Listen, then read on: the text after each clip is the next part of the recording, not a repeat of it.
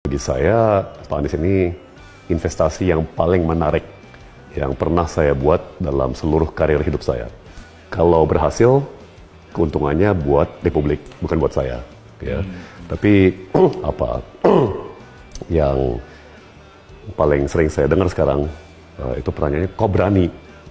Saya tahu betul karakternya sebenarnya, ya, dan sekarang sudah mulai beredar, ya kan, bahwa yang paling banyak mengeluarkan izin bangunan untuk tempat ibadah dalam sejarah Jakarta adalah Pak Anies. Saya suka bilang sama teman-teman minoritas yang bisa benar-benar melindungi kita, itu hanya orang seperti Pak Anies, yang keislamannya tidak diragukan.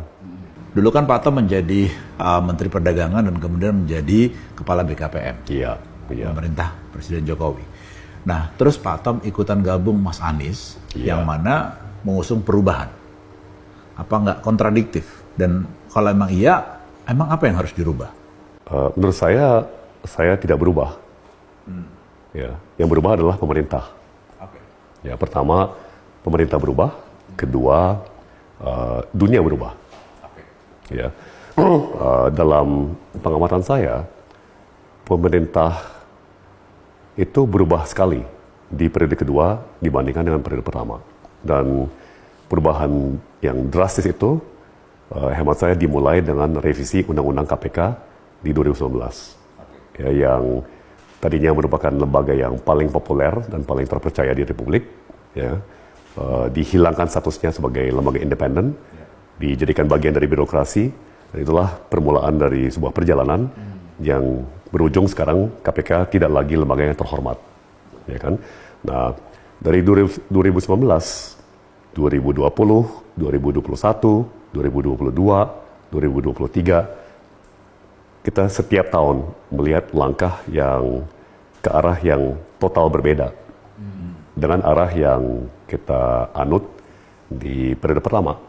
Ya, jadi di 2020 ada Omnibus Law, di mana sebetulnya saya salah satu perumus awalnya, ya, dan kita bisa bicarakan itu nanti, bahwa Omnibus yang terbit beda sekali dengan apa tujuan dan rumus pada awalnya, ya, pada asal usulnya. Di 2021 ada Undang-Undang IKN, ya kan, 2022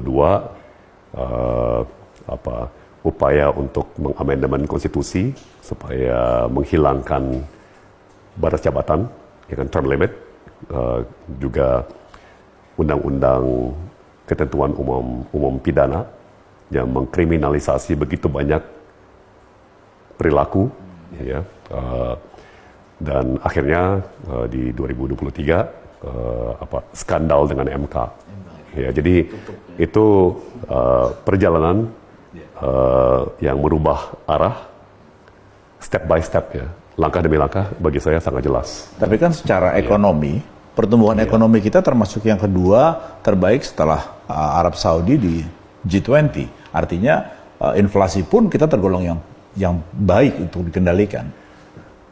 Gus, satu hal yang selalu saya tekankan, ya, angka rata-rata agregat seperti pertumbuhan ekonomi itu tidak menjelaskan apa-apa mengenai struktur pertumbuhan tersebut. Ya, jadi kesenjangan itu tidak kelihatan, ya, ketimbangan itu tidak kelihatan dari angka rata-rata seperti itu. Ya, saya kasih contoh matematis. Katakan ada 10% dari masyarakat kita yang mengalami pertumbuhan 100%.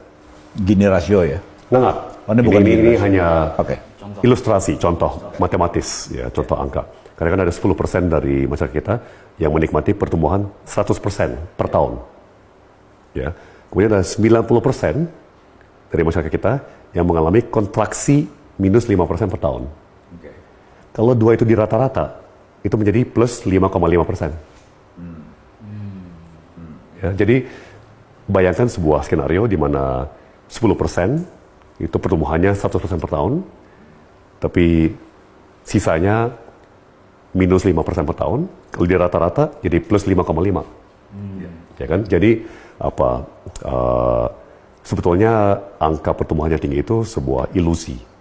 Nah, di DKI Jakarta, saya kira keberpihakan Pak Anies kepada yang berpenghasilan menengah bawah dan bawah sangat jelas. Ya.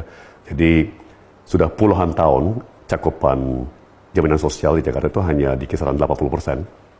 Ya, dengan berbagai terobosan administratif, Pak Anies bisa mendongkraknya menjadi 99%.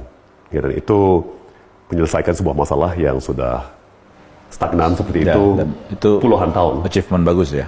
Jadi, dan yang paling membutuhkan jaminan sosial itu kan yang berpenghasilan rendah dan menengah bawah, yang paling susah untuk datang ke kantor pemerintah untuk ngisi formulir segala macam kan.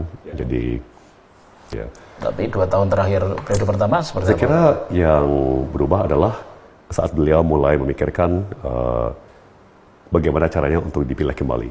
Kalau sekarang nih, menurut Pak Tom lebih baik Pak Jokowi atau Anies? Faktor terbaik untuk memprediksi perilaku seseorang di masa depan adalah rekam jejak orang tersebut, perilaku masa lalu. Ya. Jadi kita bisa melihat semua data terbuka kepada publik bahwa 5 tahun Pak Anies menjabat sebagai Gubernur DKI, ya, tidak ada skandal, tidak ada banyak keluhan mengenai korupsi atau pemerasan atau kebijakan yang tidak konsisten dan berubah-berubah, ya kan.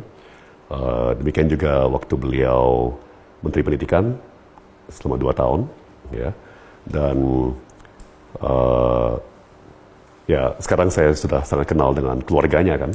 Jadi sampai ayah ibunya, sampai opanya yang merupakan salah satu pahlawan kemerdekaan, ya kan, mereka memang punya tradisi keluarga. A.R. Baswedan, ya, yang diberikan sahabat gelar baik kakek saya. Jadi keluarga kami sangat dekat. Dan diberi gelar pahlawan nasional oleh Pak Jokowi, Pak Presiden Jokowi, ya kan. Dan A.R. Baswedan itu kan diplomat yang memperoleh pengakuan pertama terhadap Republik Indonesia yang baru dideklarasikan merdeka dari pemerintah Mesir. Ya. Jadi keluarga ini sudah turun-menurun. Tujuannya bukan uang, tujuannya bahkan bukan kekuasaan,